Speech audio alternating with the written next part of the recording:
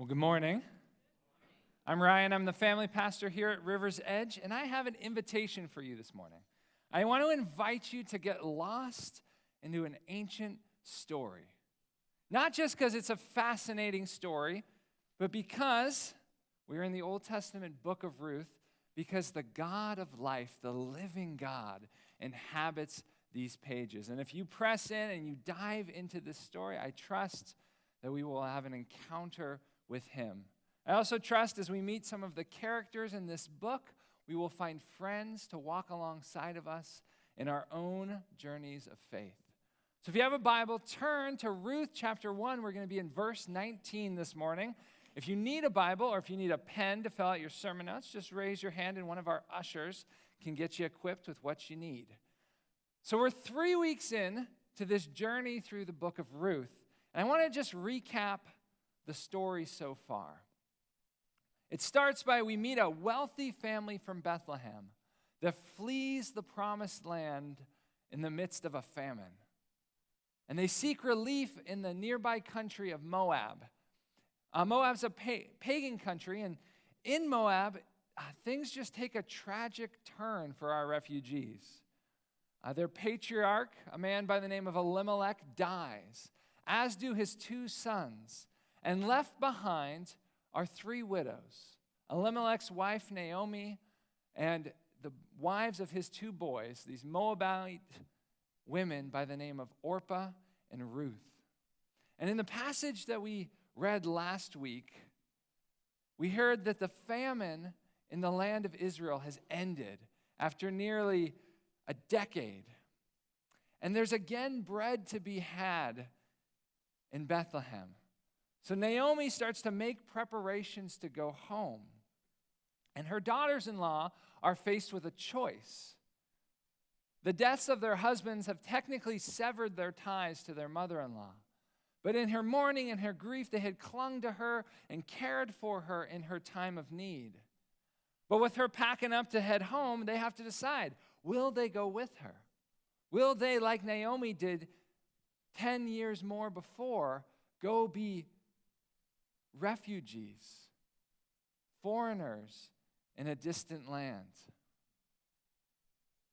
Naomi loves them so much that she kind of wants to protect them from that choice, so she initiates their family breakup.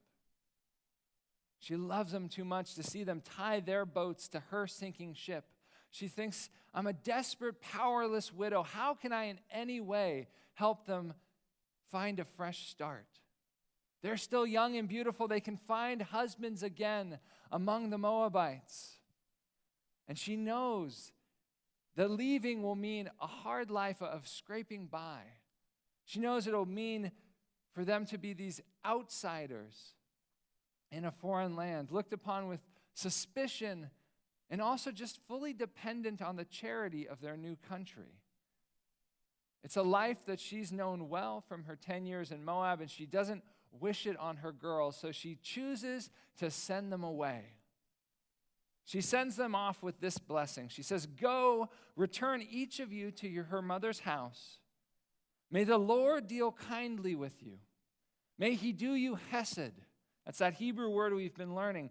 God demonstrate to you his extraordinary loyalty, his gracious devotion, his relentless love, in the same way that you've shown hesed to me and to my dead boys. Go, may the Lord grant you find rest, each of you, in the house of a new husband. And she sends them away. And as Bethany told us last week, Orpah does the sensible, expected thing. She goes home, and she starts life anew in Moab. But Ruth does the extraordinary and unexpected thing. She makes a lifelong commitment to her mother-in-law and to her mother-in-law's God. She vows to be her daughter always. She says, even though the future might be uncertain and precarious, I will be by your side with you in the land of Israel. It's an amazing act of love and self-sacrifice and really conversion that Bethany properly celebrated last week. But now we dive in, and the story continues as Ruth and Naomi together head back to Bethlehem, to the promised land. And that's where we pick it up this morning in verse 19. And we read, "So the two of them went on until they came to Bethlehem.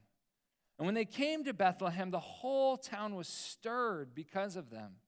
And the women said, 'Is this Naomi?' It's been over a decade since she's been away, and as Naomi comes home, her hometown just erupts with joyous shouting. The crowds are buzzing with this kind of happy, animated chatter. Could this really be Naomi? Is she truly back? Is her long, hard exile really over?" I don't know about you. I've been in Sacramento for, I think, about 3 years since my wife and I relocated out here. It's been some time since I've been home in the Bay Area. When I go home, I don't get this. Do you get this? Do you get cheering and Twitter alerts that you've made a triumphant return and the coffee shops are buzzing? It's not been my experience. But I ain't Naomi. Naomi's like a Bethlehem celebrity. She's nearly royalty. She's a favored and long-lost daughter who's finally come home, and her town is going to celebrate her arrival and her restoration to them. But Naomi grabs the mic, steps into the spotlight, and kills the party. She doesn't seem to be shy, and here's what she says. She said to them, "Don't call me Naomi, call me Mara." Name changes are always a weird move. "For the Almighty has dealt very bitterly with me. I went away full. The Lord has brought me back empty. Why call me Naomi when the Lord has testified against me and the Almighty has brought calamity upon me?" And she drops the mic and walks off the stage. So Naomi returned, and Ruth the Moabite, her daughter-in-law, with her, who returned from the country of Moab. And they came to Bethlehem at the beginning of the barley harvest. I want to read Naomi here as like a mopey Eeyore, or as like some mean sourpuss librarian. But I actually think that's reading her wrong. That's not how she presents in this story. She doesn't present as someone you'd hate to be around. This is a mother-in-law who's beloved by her son's foreign wives. That's not always normal for them to be that close. This is a person that after 10 years away is not forgotten, is cheered when she arrives home. It seems that Naomi is this magnetic character. She's someone who evokes affection and loyalty from all who meet her. She's not a woe is me kind of angry soul. I think the way we're supposed to read her is she's really this strong-spoken, kind of mischievous old lady. She reminds me actually a lot of my abuelita, and it makes me like her even more. My Nicaraguan grandmother was a little bit of a firebrand in a very small package, and that is the picture I have now of Naomi. Because don't mistake who she is. Naomi is this woman who loves fiercely and whose faith runs deep. As we see, there's a flare of the dramatic in her personality. And I think she's got this kind of playful troublemaker's twinkle in her eye. As we can see, she likes to ruffle feathers. She likes to kind of mildly scandalize. She's raw and honest and just completely comfortable in her own skin. A real character and authenticity just kind of oozes from her. And circumstances may have left her battered, but they haven't extinguished her spark. And she's going to tell her hometown how it really is. Why are you celebrating? Your beloved Naomi, no. She was lost in Moab. That name means loveliness. And to say anything is lovely about my life experience is just a cruel joke. Now, how about we give me a name that is more appropriate to my situation? Call me Mara, Lady Bitterness. Because that has been my story. God Almighty, the one who rules and runs the universe, He saw to that. He has made it so. So don't party and say, hey, Naomi's home. Naomi didn't come home. Mara came back in her stead. And I imagine just the hush that falls as she walks off the stage. Like I said, she likes to scandalize. She likes to get a rise out of people, to leave them speechless, to say it how it is without the fluff and the pleasantries. So what do we do with this dramatic monologue? Do we condemn her for her blasphemy? Should we be scandalized by her angry outburst? I think we actually should take the opposite lesson. Naomi models for us a life of utter honesty before God. It's your first fill-in. Naomi offers us a model of utter honesty with God. I think that's our first takeaway. Naomi has something to teach us. She teaches us that a real relationship is built through honest dialogue and raw authenticity. She's not actually doubting Yahweh's existence. She's not challenging his status as the one true God. She's still this woman of deep faith who knows a thing or two about her Lord. Remember, she's the woman that sent Ruth and Orpah back to Moab, back to a pagan country, back to a godless culture where they worship gods that are not gods. And she's like, go. You know why? Because I am confident that Yahweh, my God, can care for you there. Because there is no place where he is not king. So go. I know who he is. I know his character. He honors loyalty. He loves to reward those who embody his relentless grace and devotion. So go. The Lord will bless you there. That's deep faith. So she's not denying God, but she is hopping mad. She said back in verse 13, indeed, the hand of the Lord has gone out against me. The Almighty, in verse 21, has brought calamity down upon me. She's saying, back up, people. The Lord has some beef with me. And I want you to step away because I don't want you to get consumed in this firestorm that's coming down on me.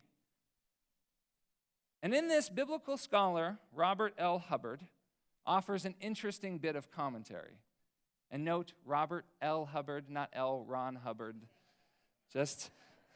I saw some eyes perk up last week when Bethany quoted this. Robert L. Hubbard. This is what he says. Naomi's words point to the mysterious and often from a human perspective, unjust workings of God. But one must realize that Naomi's outburst, in fact, assumes a positive view of God. Namely, that he controls the universe. Normally, with justice, her case is an exception. Maybe not a rare one, but such is the mystery of God. Naomi trusts that her plight has not slipped God's notice. And that's why she's so frustrated. No, God, it feels like you've already found me guilty and punished me for something I don't even know about. God, I know you're in control, so I can only assume that you stood up against me and spoke out in testimony against me. And God, you're going to get a piece of my mind because I feel like you unloaded on me. And Naomi's honesty reveals something interesting. It's this, that wrestling things out with God often exposes the narratives under which we're living, whether they're false or true. We can see in her little rant that Naomi has let circumstances speak into our identity. She's let her fate define who she is, letting her experience speak these various stories over her. And then she's choosing to live within the contours of those stories. So I think I can identify a couple stories that she's living under. The first story is this: God is against me, and he's brought calamity to my door. I'm not sure I'm comfortable agreeing with that story. Like I said a few weeks ago, we live in this sin-sick world that's been vandalized by evil. And sure, you could say, I guess God ultimately allows all the ugly things that happen. He doesn't necessarily stop them, but that doesn't, I think, mean that we can blame him for all of that. We broke the world, and even now God is in the process of healing and redeeming it. There's a second story she's living under. I am a sinking ship. I'm doomed. Well, let me say, just because you've hit rock bottom doesn't mean your story is over. And it doesn't mean you're going to stay there. Our God is a God of rescue, a God who brings life out of death and beauty out of ashes. Story number 3 that she's living under. The Lord has brought me back empty. Naomi's loss is real, but she's not empty. She's back in the land. There's food all around her, and there's a woman standing next to her in her daughter-in-law, Ruth. I can only imagine what Ruth is feeling, sitting there going for that little rant and monologue of like, oh, what about me? Am I invisible? Am I chopped liver? What am I, some just kind of unnoticed foreigner who's puppy dogging your steps? Like, empty? Another story Naomi's living under. I am Mara. Bitterness is my experience, my identity, my inner soul, my destiny, everything. Naomi is claiming for herself a name that is at odds with the identity that God has spoken over her. To God, Naomi's circumstances don't define her, nor does her present experience speak to the inner character of her heart. No, God, through Naomi's parents, had named her loveliness. And that's who she is on the inside. And that will be her ultimate destiny. If you notice, I feel like there's one more story that she's living under. And it's actually a true story that she's telling about God. Because with all her bitter complaint, it's cloaking this firm faith. Because this is her story. My God is an active and attentive God, a God of justice and a rewarder of those who demonstrate his kindness and character in the world. He's always at work, even when I can't put my finger on it. It's interesting. By holding God responsible for her losses, she's acknowledging that he's still active in her life.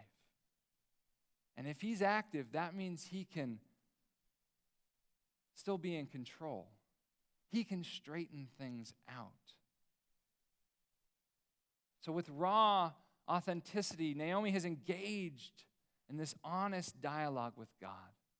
And it's let her bring to him her raw and unvarnished emotions. It's allowed her to articulate, to put into words things that maybe she's never spoken before. And these are exactly the sort of conversations that God wants us to have with him. He won't be scandalized by our honesty. He can handle it. But it's not just about venting and screaming at the heavens. A real conversation allows us as well as God to speak. And while God might not be speaking audibly with words, he's certainly not silent. How has he been speaking so far in this story? Verse 6, the Lord, Naomi heard in the fields of Moab that the Lord had visited his people and given them food. He was active in breaking the famine. And even though she thought she came back empty, it was like, as we said, Naomi returned and Ruth the Moabite, her daughter-in-law, with her. She's not alone. God is moving to bring redemption, to bring life from disaster and death. And even though Naomi is rightly upset, and even though she doesn't understand why she had to suffer how she did, her God has not abandoned her. He's still in the business of rescue. Even now, he's working in ways unseen. And I think Naomi's story points us to a second takeaway. It invites us to cultivate trust rather than clarity in our journey with God. That's your next fill-in. Cultivate trust rather than clarity in our journeys with God. There's this great story about a man who was in a season of transition. Life had left him battered a little bit, and he was seeking earnestly what to do next. So he decided to get on an airplane and fly to Calcutta, India, to volunteer for a few weeks with Mother Teresa and the Missionaries of Charity. And he gets there and he starts, and he has this opportunity to meet Mama T in the first few days that he's there. And she's like, "Is there anything I can do for you, my son?" And he's like, "Oh, yes, yes, yes, yes. Please, Mother Teresa, pray that God might give me clarity." She says, "No." He's shocked, taken aback. Mother Teresa just rebuffed him. "No?" She's like, "No, I will not pray that you have clarity. Clarity is the last thing you're clinging to and must let go of." "I've never had clarity," she says. "What I've always had is trust. So that's what I'll pray for. I will pray that you trust God." Naomi, too, wanted clarity. She'd been honest with God. She wanted to know why God allowed her to suffer as she did. And she blamed him. And she could see no point or benefit coming out of her pain. God didn't explain why he hadn't intervened, why he hadn't sheltered her from the trauma that comes with living in this broken world. But what he was doing her was giving her an assurance of his presence. He had broken the famine. He was drawing alongside of her in the person of Ruth. He was there in the bitterness of her experience. And he hadn't left her or forsook her, even though it looked like the bottom was falling out from her life. He was there inviting her to trust him. I've been thinking through this story this week, reflecting on it as a parent. And I've been reading up on the side about what human development specialists call desirable difficulties. And this is partially because part of my job in our family this year is a few days a week, I get to sit alongside my second grader, Eliana, as she does her math homework. And sometimes she struggles. Sometimes she gets frustrated when the solution doesn't automatically materialize, or she can't quickly understand how to figure out the puzzle at the heart of the question. And in that moment, I like to fix things, and I want to step in and help her quickly find understanding, to solve the problem. But what I'm learning is that if I do that, I'm actually doing her a disservice. It's better for her long-term development if I let her struggle and meander around in confusion. And now as a parent, that's hard. And it makes me feel helpless. And I want her to quickly find clarity. I want her to be the fastest to solve the puzzle, to reach understanding. But the struggle is what will actually equip her to find solutions to the unpredictable problems that she'll face in real life. And not having the answers spoon-fed to her will actually help Eliana marshal the inner resources and to learn to lean in trust and dependence upon God. So in reality, the struggle is so important, though it's miserable in the short term. Desirable difficulties cause someone's performance to suffer initially. It increases their frustration dramatically, and students feel like they're doing worse and they're learning less, and they rate their teachers worse, and they may even openly resent the schlub who's supposed to be helping them with math homework. But despite the apparent slow progress, it's actually, we're training our brain for when we're faced with an impossible decision. We're fortifying our character, the character that will be required to navigate life's brokenness and challenges with aplomb. Now, I'm not saying that God killed Naomi's sons and husbands so she can learn a lesson and grow her character. I'm not saying that at all. But it may explain God's apparent slowness in restoration, why he's taking his sweet time in giving Naomi a sense of clarity or understanding. God is using the opportunity of this evil, this heartbreaking tragedy, to grow her and to reveal the nature of his character and how he affects his rescue in the broken world that we live. He's inviting Naomi, like he's inviting us, to trust him. So in the midst of your honest dialogues with God, maybe don't ask for understanding, but for a sense of God's presence.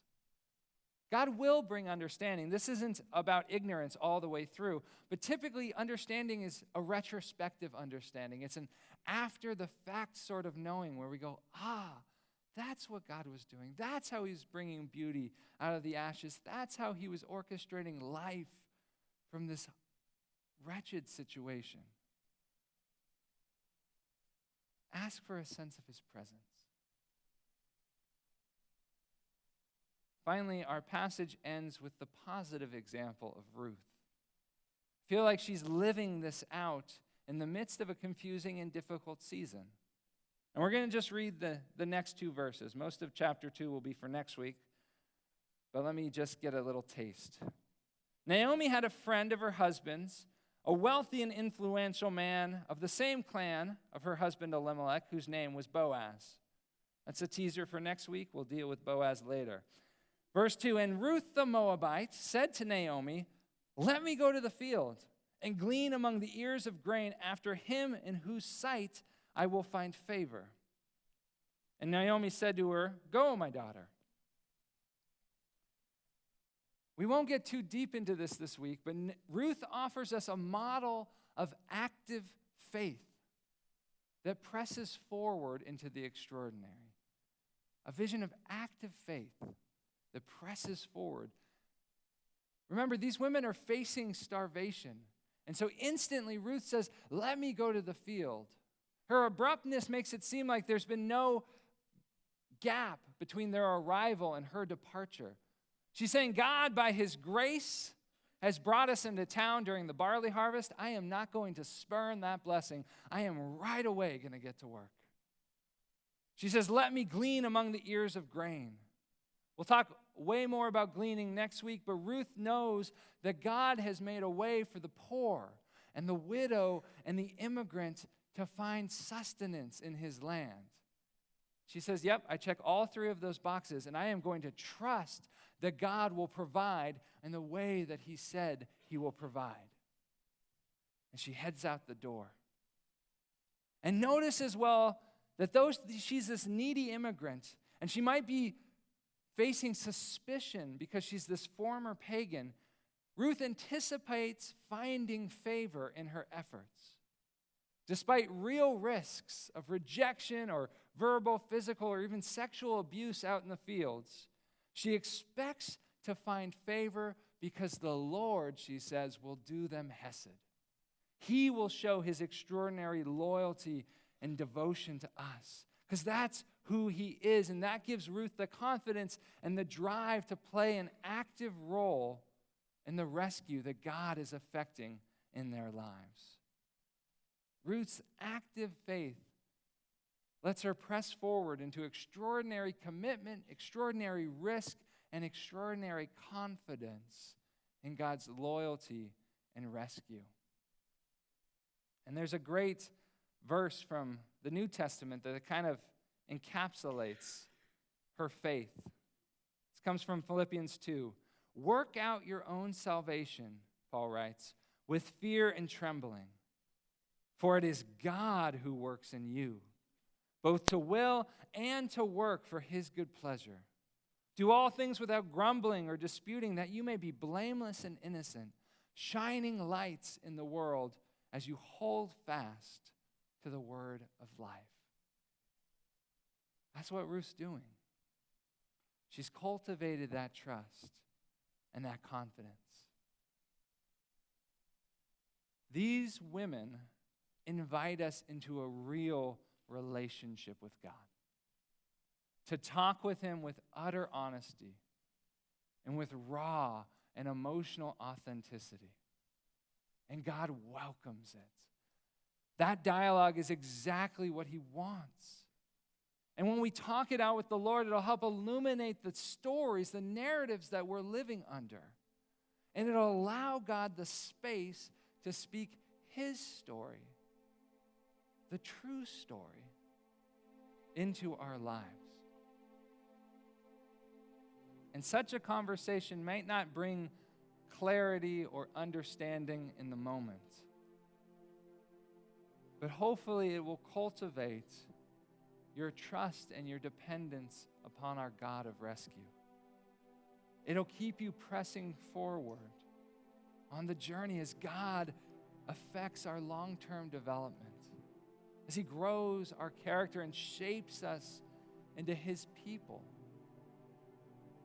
men and women of blessing that he wants us to be in the world. So how do we respond to this ancient story, to these examples? I can think of no better way to end this morning than to give you a chance, like Naomi, to have an honest dialogue with God. Philip and Lena are going to be up here singing, but don't worry necessarily about singing along with them. Spend the time hashing it out with God. Vent. Share your emotions. Put your feelings and your experiences into words. But also leave some space for him to speak, for him to shine a light on how he's been moving in the midst of the mess and the brokenness of life. Take this time to cultivate that relationship with him, to drop that anchor of trust in God. So I'm going to give you a couple minutes to hash it out. I'm going to open this time with prayer, and then let you continue the conversation with our Lord.